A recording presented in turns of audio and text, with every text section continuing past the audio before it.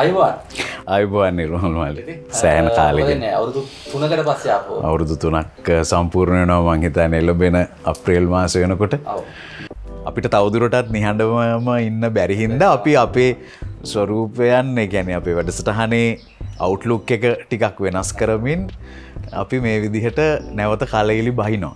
ඉතින් රාණි ඔව්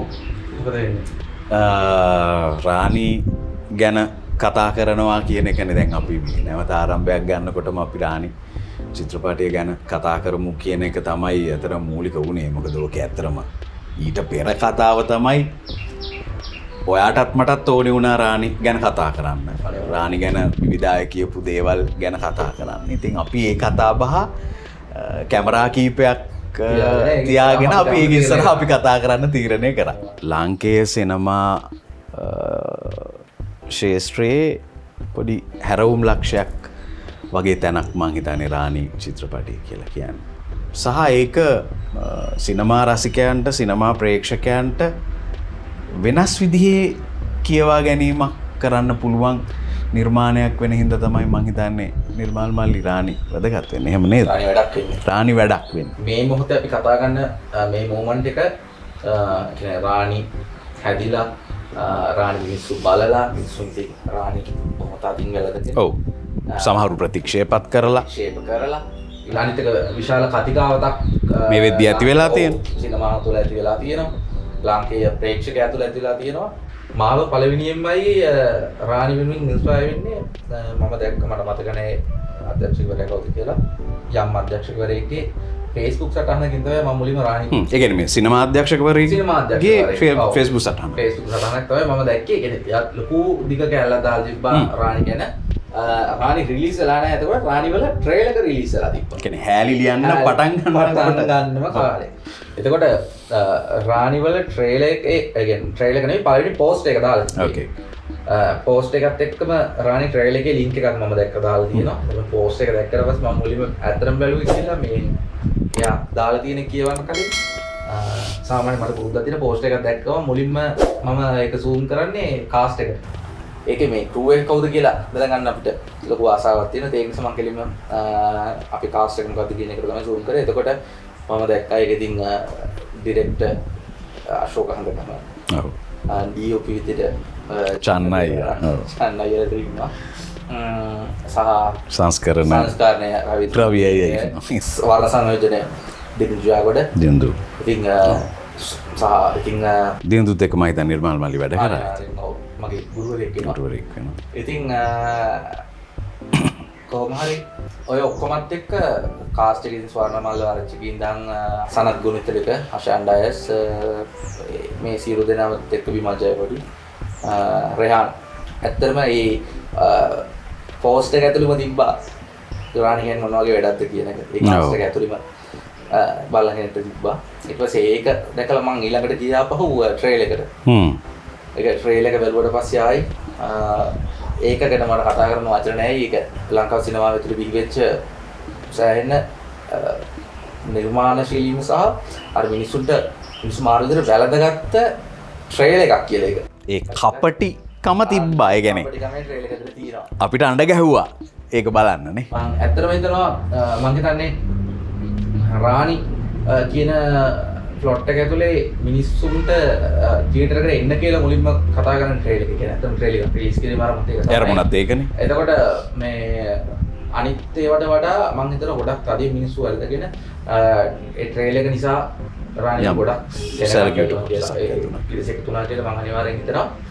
මම දැක්ක යම් යම් අය ප්‍රශ්න කරලා තියෙනවා මේ හයි එන්ඩ් එකේ කියන්නේ ලොකු පවුල් වල මාධ්‍යවේදීන් ඝාතනය වුණාමද ගොඩක් ලොකු හයිප් එකක් ඒ කියන්නේ ගොඩක් ලොකු ඇක්ටිවිටීස් කරන්නේ එහෙම වෙන්නේ කියලා මම හිතන්නේ ඒ ගේන්නේ ලසන්ත වික්‍රමතුංග සහ රිචඩ් ඩි සොයිසා ඒ වගේ අර පොඩි ක්ලාසික් මාධ්‍යවේදීන් ගණනාවකට ඒ දේ වුණා මම හිතන්නේ එක්නැලිගොඩ දක්වාම ඔය දේ තියෙනවා. නමුත් එක්නැලිගොඩ මහත්මයාගේ ප්‍රශ්නයේදී ඒක ක්‍රියාත්මක වෙන්නේ පොඩි වෙනස් විදිහකට.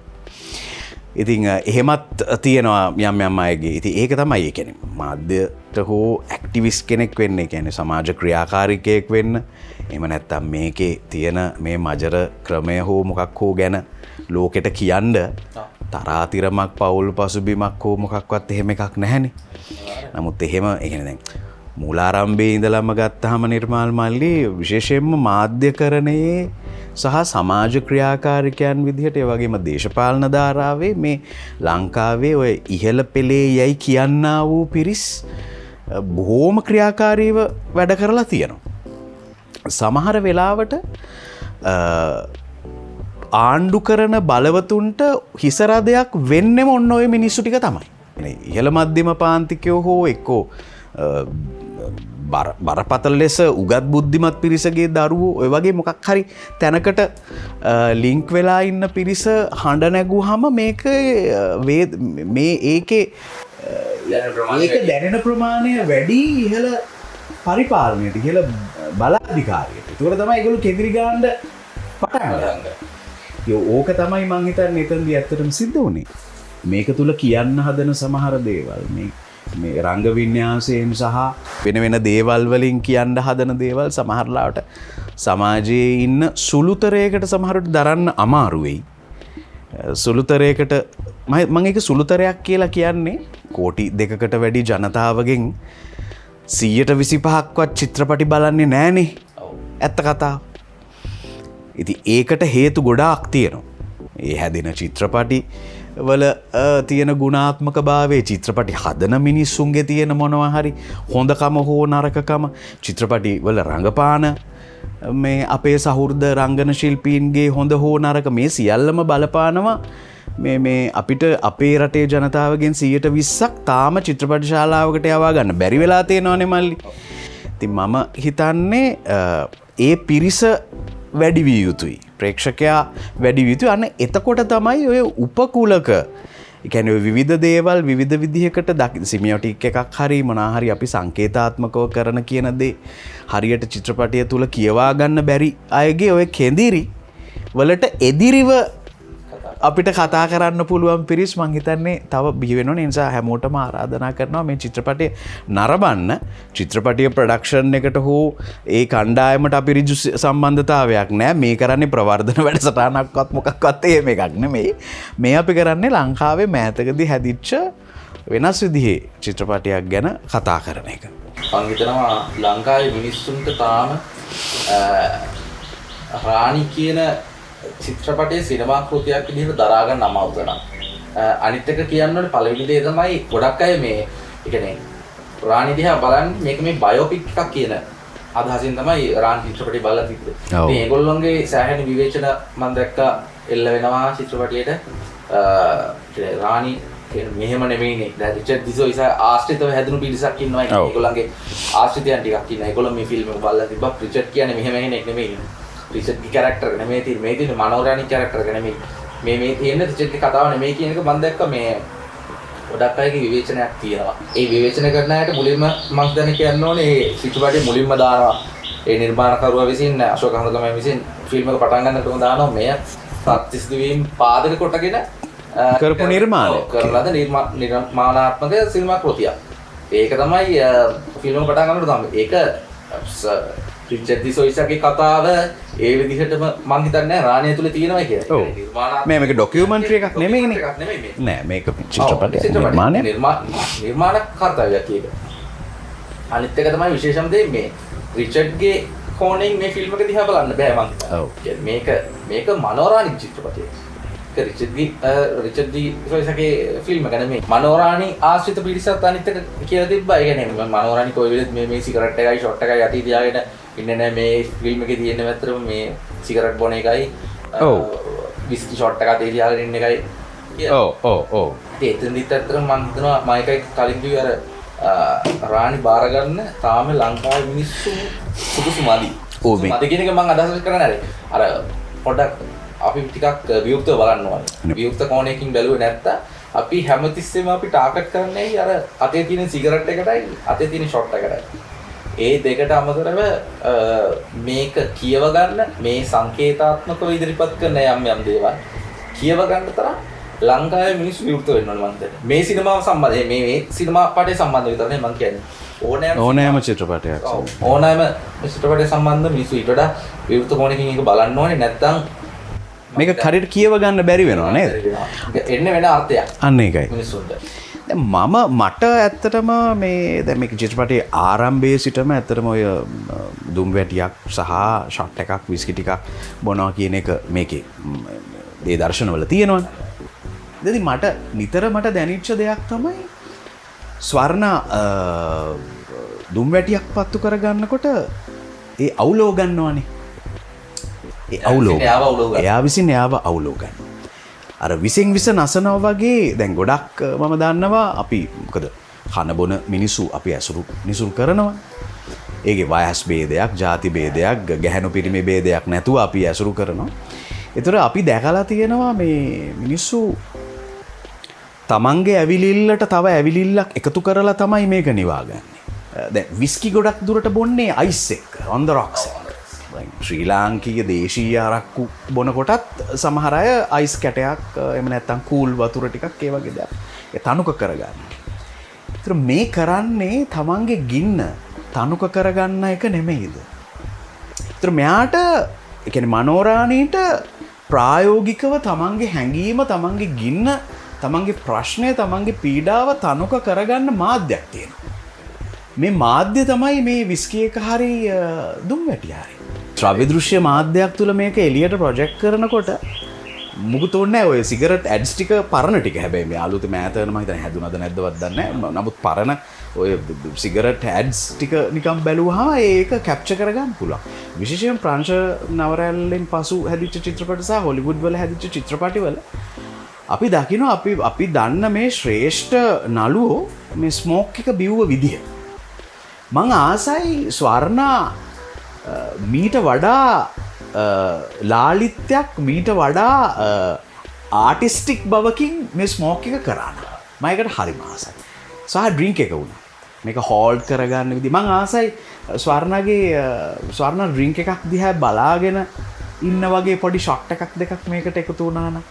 නමුත් ඒක එහෙම නොවුණා කියලා ඒක මේකේ හානියක් වෙලාවත් එහෙම මොකක්වත් නැහැ. නමුත් අපි ඒක ඉතින් කෙසේ නමුත් කියන්න ඕනේ කාරණාව තමයි මේක දරා ගන්න බැරි වෙන්න එපා. ඒ කියන්නේ ඒක හරි ස්වභාවික දේවල් ඕවා. අනිත් එක ඔය අපි දකින්නේ අපි දැන් ඈතකදී මේ මගේ ඥාතියෙක් මට කියපු කාරණයක් තමයි මේ ඒකත් එක්ක ඇති වෙච්ච පොඩි සංවාදයකදී ඇති වෙන්නේ දැන් අපේ රටේ හිටපු ඉහළ දේශපාලන නායිකාවන් සහ ඉහළ දේශපාලන පවුල් වලින් පැවතාපු මේ සමාජයේ විවිධ අවස්ථාවන්වලදී දැඩි ලෙස ක්‍රියාකාරී වෙච්ච කාන්තාවන් සහ සමහර පරිපාලන ශාස්ත්‍රයේ හිටපු ඉහළ කාන්තාවන් ඒ වගේ දැවැන්ත කාන්තා චරිත සාමාන්‍යයෙන් ඩ්‍රින්ක් එකක් ගන්න ස්මෝක් එකක් දාන එහෙම අය මේ ශ්‍රී ලංකාවේ ඉඳලා තියෙනවා. විශේෂයෙන්ම ඔය බටහිරකරණය සමග ආපු ඒ පවුල් වාදයන් ඒ දේවල් එක්ක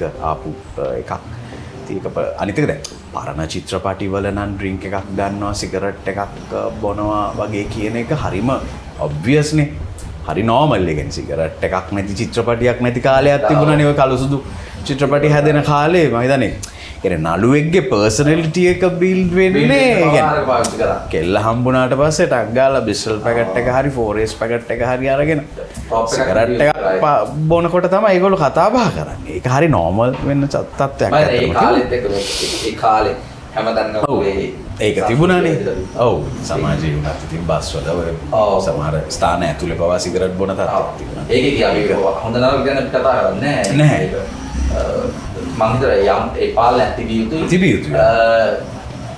හැබැයි විමානයක් ඇතුලෙන් ඒක පාවිච්චි වෙනකොට ඒක දරා ගන්න පුළුවන් වෙන්න ඕනේ. ඒ හින්දාම ඒක ප්‍රතික්ෂේප කරනවා නම් සිගරට් එකක් තියෙනවා ඒකේ අරක්කු ටිකක් තියෙනවා කියලා ඒක ප්‍රතික්ෂේප කරනවා නම් ඒ කියන්නේ ඔයගලන්ට ගොඩක් දේවල් මග ඇරෙනවා. බූබිල්ල බැඳිච්ච වීදුරුවකින් ලෝකෙ දිහා බලනවා වගේ එතකොට අපිට පේන්නේ අපි අර අපේ ඔළුවේ තියෙන අදහස් ටික තමයි මේ වීදුරුවේ තියෙන්නේ. රාණි කියන්නේ එළිය ඉඳලා බලන්න ඕන චිත්‍රපටයක්. ඇත්තටම. ඒ කියන්නේ කොච්චර කරත් අර අපේ ඇතුලෙන් එන සංස්කෘතික සතෙක් ඉන්නවනේ අපේ ඇතුලේ ඉන්න. සංස්කෘතික මිනිසා තාම බිහි වෙලාද කියන එක. ඔව් ඒක මගේ සංස්කෘතික සතෙක් ඉන්නවා අපේ. ඔව්. කෑ ගහන්න ගන්න. කෑ ගහන්න ගන්න. එතකොට මම කියන්නේ එයා පොඩ්ඩක් යටපත් කරලා නිර්මාණය දිහා බැලුවොත් ඇත්තටම. අපිට ඒකේ තියෙන ආර්ට් එක මොකක්ද කියන කොට පැහැදිලිව තේරුම් ගන්න පුළුවන්. මනිත් එක අර මං ඔයාටත් මතක් කරපු තැනක් මං හරීම ආසම ස්වර්ණගේ මූඩ් එක. රිතිකා ඇවිල්ලා රිචඩ් ගැන කියන සමහර දේ. එතකොට රිචඩ් නැති වෙලා. රිචඩ් මැරිලා. ඒ රිතිකා රිචඩ් ගැන එයා ඇඩ්මයර් කරා. එයා මම ඉංග්‍රීසි දැනගෙන නෙමෙයි ඉංග්‍රීසි නිවුස් බැලුවේ. මම එයාට මගේ හිතින් අප්‍රකාශිත ආදරයක් තිබුණා වගේ දේවල් කියලා කියනකොට එතනදී ස්වර්ණා ඒකට දෙන රියැක්ෂන් එක මම හිතන්නේ ඒව තමයි ඇක්ටිං කියන්නේ. ඒ රියැක්ෂන්ස් රයිට් අර දැන් රංගනයක් කියන්නේ ඇත්තටම රියැක්ෂන්ස් තමයි. ඒ කියන්නේ ඔයා මට දක්වන ප්‍රතිචාරයත් එක්කනේ මල්ලි මගේ ඇක්ට් එක හැදෙන්නේ ඊට පස්සේ. ආරම්භයේ කෙසේ වෙතත් ඇක්ට් එකක් දිගට කන්ටිනියු වෙන්නේ රියැක්ෂන්ස් එක්ක තමයි. රයිට් ඒක සහ අනිත් එක ඔයා මතක් කරපු අපි කතා කරනකොට මතක් කරපු කාරණේ තමයි රිතිකා රිචඩ්ගේ කාමරේ බලන්න යන්න ඕනේ කියන තැන. එතෙන්දී ස්වර්ණගේ මූණ මොනිටරයක් වගේ මට තේරෙන්නේ නැහැ. ඒක හැඟීම් ප්‍රකාශ කරන්න පුළුවන්. අර කොච්චර එයාගේ කැපැසිටි කොතරම්ද කියන එක අපිට අල්ලන්නම බෑ. අපිට ඒක කැප්චර් කරන්නම බෑ. ඒ වගේ තැන් තිබුණා හරිම ලස්සන. ඒ කියන්නේ බ්ලන්ට් වෙච්ච එකෙන් සමහර තැන්වල එයාගේ මූණේ කිසිම හැඟීමක් නැහැ. එයා ඒක ලොක් කරගෙන ඉන්නේ. එහෙම තැන් අපිට පහ වුණා චිත්‍රපටයේ. එතනදී මම තවයක් උතුරන මේ අපි අංගනය කරන මේ ස්වර්ණ මල්වාර චිතිව ඇතුළු ඒ මුළු පිරිසේම අංගදායකත්ව දක්වන මේ සියලු දෙනාගේම ඒ කැපැසිටි ගැන සෑහෙන අගය කරන්න මම ඇත්තටම අපි ඒක සිදු කළ යුතුමයි. මම හිතන්නේ අපි දැක්කා එහෙම ගොඩාක් දෙනෙක් එහෙම කළා තියෙන ඒක සියලු දෙනාගේම වගේ. ඒ කියන්නේ නේද? ඒ කියන්නේ රෙහාන් මම හරි ආස කැරක්ටර් එකක් තමයි එක සීන් එකක් ඇතුලේ තමන්ගේ කැපැසිටි එක පෙන්වන ආශාන් ඩයස්. ඒක නෙක්ස්ට් ලෙවල් මම හිතන්නේ ඒක නම් හැට්ස් ඔෆ් අනිවාර්යෙන් ආශාන් නැහැ නේද? සීරියස්ලි කියන්නේ. ඔගේම බිමල්ගෙත් ඇත්තට ප්‍රශංසනීයයි. 100%ක් නෙමෙයි. මම හිතන්නේ බිමල් අයියා ඔයාගෙන් තව ඔයාට පුළුවන්කම තිබුණා ඒක කරනවා. ඒක කළා නෑ. මේ බිමල් එක්කන හැබැයි මෙහෙම දෙයක් තියෙනවා දැන්. එතෙන්දී ඒ තුන් දෙනා මනෝරාණි මංගල සමරවීර සහ මහින්ද රාජපක්ෂ කියන තුන් දෙනානේ උතන ඉඳලා තියෙන්නේ. ඒතකොට ඇත්තටම කියනවා නම් මහින්ද එන්නේ එළියෙන්නේ. මහින්දව මංගල එක්කන් එනවනේ මනෝරාණි ළඟට. එතකොට එහෙම බැලුවාම ඇත්තටම බිමල් අයියා එයාගේ කැපැසිටි එක තුළ හරියටම ප්ලේ කරලා තියෙනවා. අර අපිට වෙලා තියෙන්නේ ආධුනික ගතිය සහ අර එක පාරටම රීච් වෙන්න බෑනේ. මොකද එතකොට ඇත්තටම යුද්ධ දිනපු මහින්ද රාජපක්ෂ නෙමෙයිනේ. ඇත්තටම බිමල් ජයකොඩි කියන්නේ තාම දක්ෂ නළුවෙක්. ඉතින් එයාගෙන් අර අපිට හිතෙනවා තව චුට්ටක් මොකක් හරි වුණා නම් හොඳයි වගේ එකක් දැනෙන හින්දා වෙන්නේ නැති අපිට. ඒක දැනෙන්නේ ඇත්තටම අරක තමයි මම හිතන්නේ කියන මහින්ද රාජපක්ෂ අපි මේ මොහොතේ රීඩ් කරන විදිහ කොහොමද වෙනස්. මේ මොහොතේ රීඩ් කරන විදිහ නේ මම කියන අපිට අර ඒක හිතර කාර්යචුගයක් තිබ්බයි කැරක්ටර් එකක් දැවැත කැරක්ටර් එකක් ඇත්තටම ගත්තොත් ලංකා ඉතිහාසයේ ඇත්තටම මේක ඇතුළත. ඉතින් ඒකෙදී අපි දැන් ඊට අවුරුදු 10කට කලින් දුම් මහින්ද රාජපක්ෂ අපි දැනෙච්ච විදිහ සහ දැන් දැනෙන විදිහ මිනිස්සුන්ට වෙනස් වෙලා තියෙනවා සෑහෙන්න. ඒ දේවල් එක්ක තමයි අපි අර කැරක්ටර් එක ජජ් කරන්න හදන්නේ. සමහර ඩයලොග් කියනවා පපු කඩාගෙන යනවා දිනවා කියනවා. මට ෆිල්ම් එකේ වැඩියෙන්ම දැනෙච්ච ඩයලොග් එක තමයි මේ කරුවර කියන වෙලාවේ මේ පත්‍රික්කුවේ දියුණු දෙන්නේ නැහැ සම්රිකාට කියලා. ඔව්. ජෑනික් නිසා එයා දියුණු දෙන්නේ නැහැ කියන වෙලාවේදී මනෝරාණි කියනවා කොහොමද තමන්ගේ ළමයා නැති වෙච්ච අම්මා කෙනෙකුගේ තමන්ගේ ස්වාමියා නැති වෙච්ච ගැහණියෙක්ගේ බාර දරා ගන්න තරම් පත්‍රිකෝ හයිය නැති කියන මාර ඩයලොග් කියනවා නම් ඒක. ඒ කියන්නේ ඒ මූඩ් එකේ මම හිතලා කියන්න ඕනේ ඔක්කොම මේ වචන ටික තුල තියනවා කියලා. ඒක හරි ලස්සනට ඒ වගේ ඩයලොග් තැනින් ඔයා එදා මතක් කරපු ලයින් එක තමයි නිර්මාල් මල්ලි ඒ වගේ සංස්කෘතික තැනකට ගහනවා. අනිවාර්යෙන් ඒ වගේ පත්තිරිපු වගේ විශාල ලංකාවේ සංස්කෘතික දේශපාලනික මුදුන් මල්කඩ වගේ තැන. ඒ වගේ තැන ගෑණික් විතරක් තරන් හයිය නැහැ කියලා කියනවා කියන එක ඉතින් ඒක මාර මේ ගෑණිගේ පවර් එක කොච්චර වැඩිද අම්මේගේ පවර් එක කොච්චර වැඩිද කියන අන්න ඒක තමයි මේ චිත්‍රපටයේ පුරාවටම මම හිතන්නේ අද අපි විශේෂයෙන් ඒ ගැන කතා කරන්න හිටියත් මේක කතා කරන්න ඉවර කරන්න කියන්නේ ඉවර කරන්න සෑහෙන කාලයක් කතා කරන්න පුළුවන් මේක තුල ඇත්තටම තියෙනවා මේ දරුවා මිය ගිය කියන අතිසම් විවිධ වූ හේතුන් නිසා නෙමෙයි නමුත් දරුවා පැහැරගෙන ගිහින් හෝ වෙනත් වූ විදිහකින් මිය ගිය මව්වරුන්ගේ කතා මේ මව්වරුන්ගේ කතාව දැන් ගොඩක් දුරට මේ තමන්ගේ දරුවාව කොහොමද තමන් දරාගන්නේ දරුවාගේ ක්‍රියාකාරකම් කොහොමද තමන් දරාගන්නේ සහ දරුවා මිය ගියොත් ඒ මිය ගියාට පස්සේ ඒක කොහොමද තමන් දරාගන්නේ කියන කාරණා කීපය ගැන මව්වරුන්ට ලොකු ප්‍රශ්නයක් තියෙනවා. ඒක යුද්ධයෙන් මිය ගිය සිංහල හෝ දෙමළ දරුවන් නිසා වේදනාව විඳින සිංහල හෝ දෙමළ අම්මාවරු වෙන්න පුළුවන්. ඒ කාලේ බහුතර ප්‍රශ්නයක්. බහුතර ප්‍රශ්නයක්. විප්ලවයන් නිසා විවිධ වූ මේ වගේ දේශපාලනික කුමන්ත්‍රණ නිසා එහෙම නැත්නම් ඇත්තටම රටේ දේශපාලන ක්‍රමය වෙනස් කරන්න උත්සාහ කරපු අපේ තරුණ පෙළ ඝාතනයට ලක් වුණා. ඉතින් ඒ වගේ දේවල් සිද්ධ වෙච්ච තමන්ගේ දරුවා දියණිය පුතා අහිමි වෙච්ච ස්වාමියා අහිමි වෙච්ච බිරිඳට මව්තුමියට ඒ බර දරා ගන්න වුණා. සහ ඒක නිකම්ම දරාගෙන අඬමින් කඳුළු වලින් ඒක දිය කරලා අරින්න නැතුව ඒකට ක්‍රියාකාරකමක් එකතු කරා. අන්න ඒකට අපි මේ මොහොතේ ඒ කරපු දෙයට මහින්ද රාජපක්ෂට සහ මංගල සමරවීර යන දෙදෙනාට අපි ඇත්තටම ගරු කළ යුතුයි. ඔබ දෙදෙනා නොඉන්න සමහරවිට මනෝරාණි මිය යන්නේ කැනඩාවේ සීතල ඇඳක් උඩ වෙන්න පුළුවන්. ඒත් එක්ක එහෙම ඒක වෙනවා කියලා කියන්නේ ඉතින් ඒ මොහොතේ එයා මනෝරාණි සරණමුතු තමන්ගේ හයිය දීපු අනිත් මව්වරුන් ටික එහෙම්ම නැති වෙලා යන්න ඉඩ තිබ්බා. ඉඩ තිබුණා. සහ රාණි කියන සුවිශේෂී නිර්මාණය බිහි නොවෙන්න තිබුණා. සහ ඔගොල්ලෝ මේ දැන් බලන අපි මේ කතා කරන මේ වීඩියෝ එක පවා හැදෙන්නේ නැති වෙන්න තිබුණා. එච්චර මං හිතන්නේ දුර හිතන්න නැතුව ඇති මංගල සහ මහින්ද. නමුත් ඒ කරපු දේ හරහා මේ රටේ අම්මාවරුන්ට මියගිය දරුවන්ගේ ආත්මවලට සහ මේ සමාජයට වෙච්ච අසාධාරණකම් වලට හඬක් නගන්න පුළුවන් දෙයක් බිහි වුණා. ඉතින් මනෝරාණි සරවණමුත්තුගේ මරණයෙන් පස්සෙත් මේ නිර්මාණය බිහි කිරීම මම හිතන්නේ ලයිකා ආයතනයටත් අපි ඇත්තටම ස්තුතිවන්ත වෙනවා. අශෝක හඳගමයන්ට, රෝහණ වීරසිංහන්ට, රවි අයියර්, රවීන්ද්‍ර ගුරුගේ අපේ සහෘද ජ්‍යෙෂ්ඨ කලාකරු චොන්න අයිය සියලු දෙනාටම ඇත්තටම ස්තුතිවන්ත වෙනවා. සහ මේක මේ අපේ වැඩක් නිසා අපි ස්තුති කරනවා වගේ. අපි මේකේ නාමාවලිය අපේ නම් යන්නේ නැහැ. ඒ වුණාට අර මේ අපිත් මේ ශේෂ්ත්‍රයට ඊටම සුළුවෙන් හෝ පුංචියට හෝ දායක වෙච්ච අය විදිහට අපි ගෞරවය කළ යුතුයි.